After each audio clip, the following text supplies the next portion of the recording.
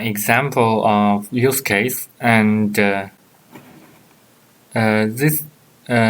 here are different functions of the system. It means that the whole system is divided into different sub-functions or subsystems, and these are actors who interact with the system, and they are not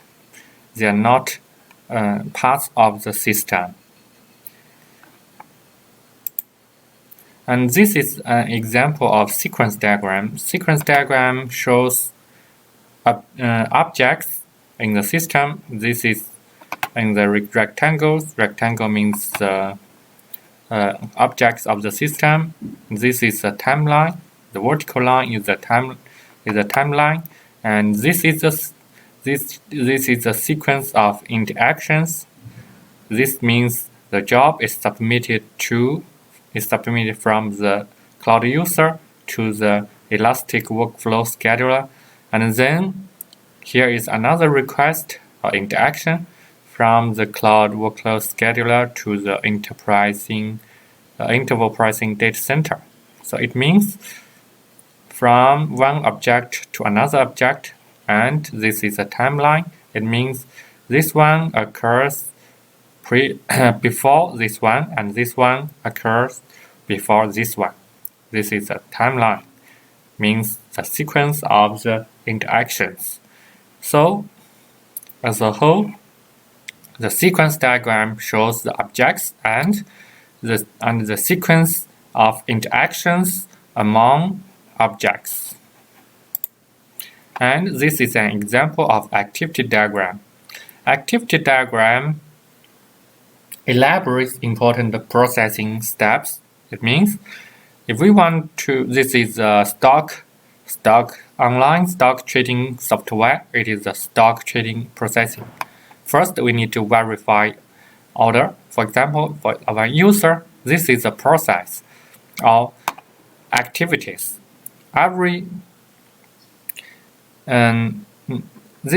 Means activities, and this means some switch, and this is concurrent bar, and this is a start, this is end node, and this is start beginning. And at first we need to verify the order and then go to the execute order. If success, go to send confirmation and debit account and update online portfolio concurrently. And only when all of these three thread success, we go to this is a concurrent waiting bar, and finally we close the order, go to the end. So this means this kind of activity diagram used to show the steps or show the process of different activities to finish to implement a function, or for example to implement an algorithm. It means this kind of activity diagram can be used to elaborate an algorithm very clearly. Okay, and then we will see some object-oriented themes, and there are several themes supported by the object-oriented techniques. It is abstraction, encapsulation, combining data and behavior. Let's see them one by one. First, for the abstraction. Abstraction means, for example, different objects are abstract into classes. For example, there are many different bags or bicycles. They can be abstract into the class bag. So, abstraction lets you focus on essential aspects of an application while ignoring details. And the ability to abstract is probably the most important skill required for OO development. It means that we abstract and the objects into class is very important for the object-oriented development, because there are many different objects. For example, for the online taxi calling system. There are so many taxis. We cannot build up. We cannot code for each tax separately. It will be very time consuming. So we need to abstract the different bags, a different taxi into a class, and then we can write the program to new different instances or class instances. That means these different class instances will be objects. And we can working on abstraction. Preserve the freedom to change designs as long as possible by avoiding premature implementation. It means if we work on the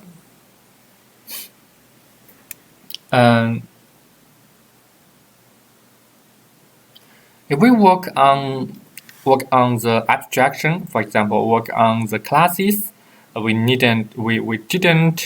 haven't implemented the detailed code, and we just working on how what is a class and how will the class implement what the class will do, but we don't focus on how will the class implement the different functions, and the implementation will be delayed until the final step. It means the final implementation step. Before that, we only work on the abstraction. So this will give us the freedom to change designs. It means because before implementation, we are only working on some graphical notations. For example, working on some class models, diagrams, or state diagram, active diagram. At this stage, it is very easy to change the design. And if we find some flaws, we can change it very quickly. If we find some inappropriate designs, we can change it very quickly. But after we have implemented the software, if we want to change, for example, the architecture of the system, it will be costly. And encapsulation is another theme of the object orientation. Encapsulation separates the external aspects of an object from the internal implementation details. Okay, what does it mean? It means, for example, for a class, for each class, there will be only several public operators. It means the other objects can only interact with this class through the public operators. But most of the internal attributes and some internal detailed implementation cannot be seen by other objects. So the encapsulation will prevent portion of a program from becoming so interdependent. It means if we use encapsulation, the software will be independent with each other. Different parts of different classes will be independent with each other. We can change the implementation of one class very freely, without affecting other class, because if we only keep the public operations unchanged, the other class can call this class without any changes, and you can change an idea's implementation without affecting other portions of the application that use it. That's it. What we have explained. And you can change the implementation of an object to improve performance, fix a bug, or consolidate code.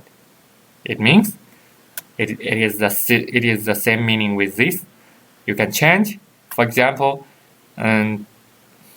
if a class is the function of a class is to sort some integers, sort an integer array. and there are many different kind of sorting algorithms with different performance.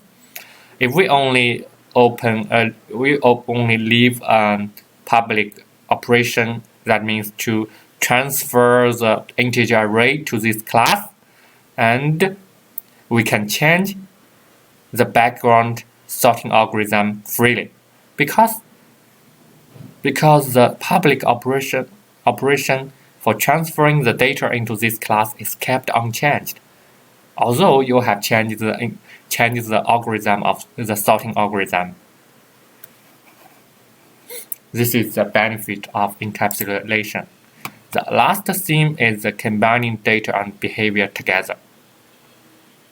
We have known that in the object-oriented development, the classes have hierarchical structures, and it means an operation have multiple implementation. For example, in the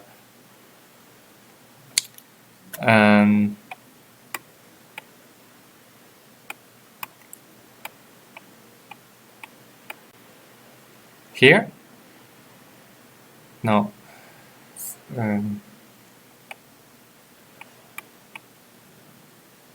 Here, for the polygon, rectangle and triangle are all polygons, and they all have the method draw. But the rectangle and triangle override. It means this is the superclass, and these two are the subclass. The draw of rectangle and triangle are different. The draw will use the data of the rectangle, and this draw will use the data for triangle, and they have different implementations.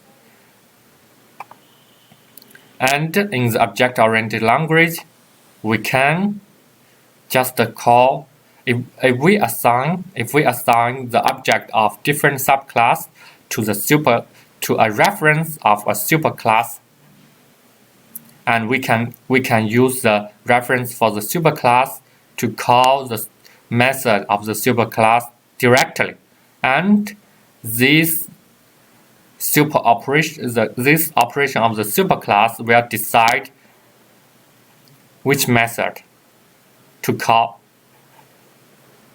finally. It means and this method will use the data of their object, of its own object, because this object, although this is a reference to the superclass, but the object is an instance of the subclass. So the method, the operation of the superclass will decide which implementation or which methods to use finally according to the class of this object. Because this object is a class of this subclass, so here it will call the method or the implementation for the rectangle class, and it will also use the data in this object. So because the data and the method are together.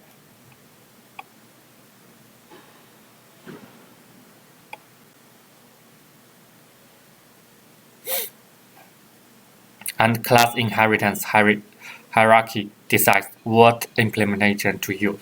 That's what we have explained.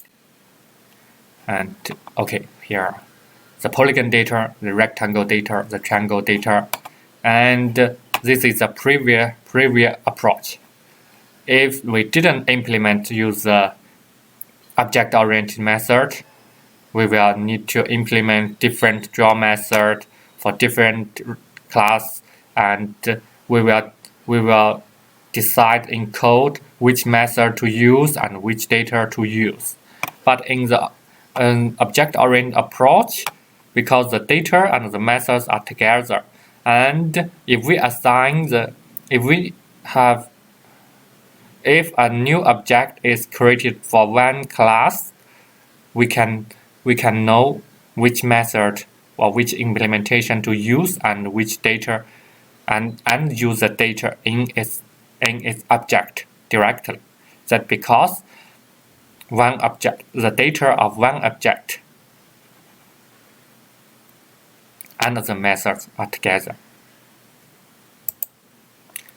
And next, in object-oriented program, each object implicitly decides which procedure to use based on its class.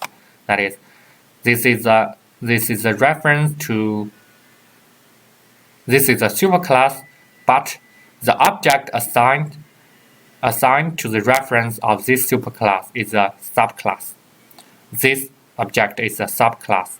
This is an object of subclass rectangle, and this is component 2. It means this is component 1, component 2. In a software, we have two components, component 1 and component 2, and we have assigned an object of the subclass to a reference of a superclass.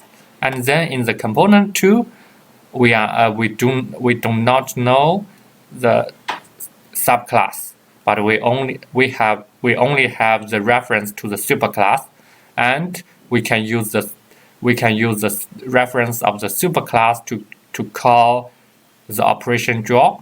And because actually this reference is pointed to the object of the subclass rectangle, and so it means this object belonging to an instance of the subclass.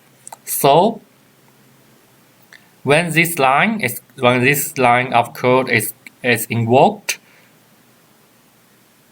the implementation of the rectangle will be used, and the data or attribute data stored in this object will be used directly.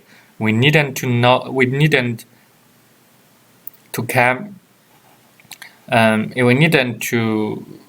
tell the algorithm, the program which method to use, because the program will decide which procedure to use directly based on its class, based on it means the object, based on the class of this object. Because although it is a reference to the superclass, but it points to an object of a subclass, for example, for the rectangle.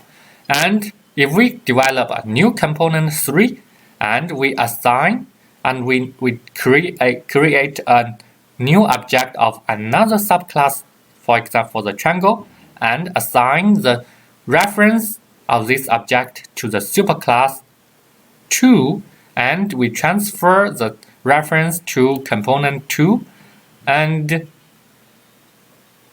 the component 2, if this is called in component 2, it will, because at this time the object belonging to the class triangle, so the method draw of the triangle will be used. So you can see that although we have developed a new component 3, we needn't to change or to recompile the component 2. It means component 2 need not to be changed anymore. Although some new classes has been added to the system and new objects have been created. This is the very popular idea, developing code for future use. It means when we are implementing component 2, we have thought that it will be used by some new code, because this is a reference to the superclass, and any subclass, any objects of subclass with the superclass polygon can be assigned to this reference, and it will be used. It can be used directly. and so the maintenance is easier because the calling code need not to be modified when a new class is added. This is the meaning. And the last one is the sharing. All techniques promote sharing at different levels. For example, at the operation level, we can share different operations. Because operation has polymorphism, we can share the name, and we can share some attributes between different levels of classes, because they share some, because we can abstract some common attributes together and to form a superclass. And we can also, like this, implement some common libraries. And inheritance is the main approach to share common code. That's what we have explained. The inheritance of different levels of class. And sharing via internet is one of the main advantages.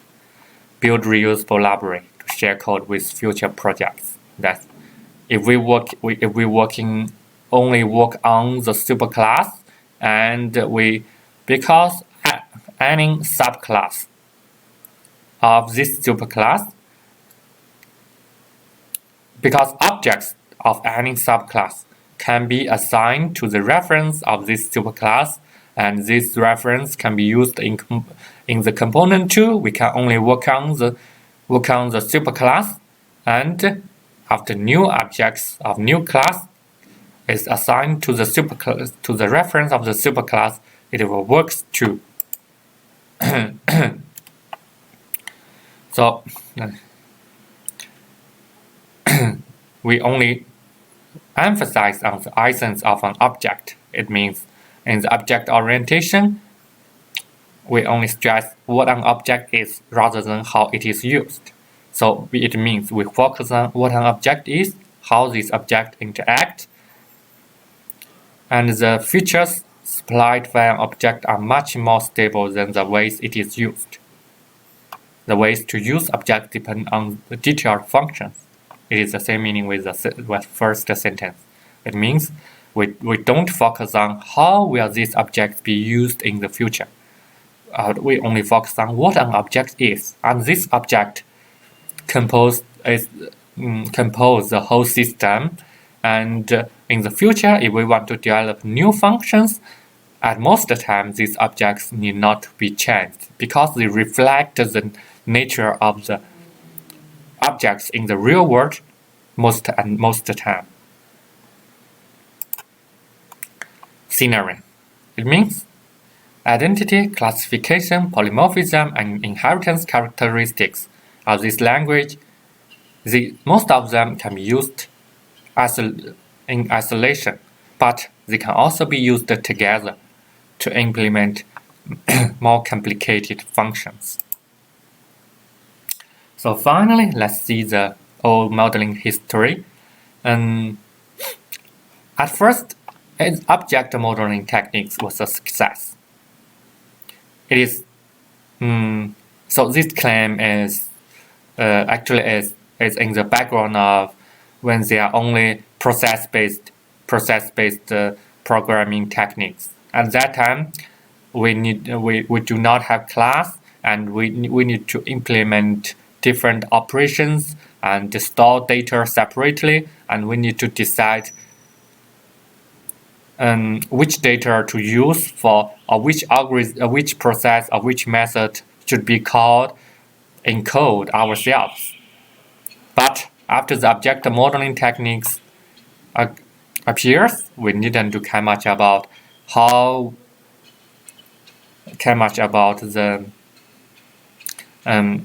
how to select methods and how to select data.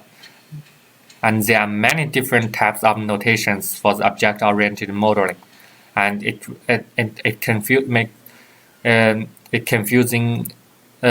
confuses developers and make communication difficult. So finally, UML was highly successful and replaced the other notations. So in this course, we will study the UML for modeling the object-oriented development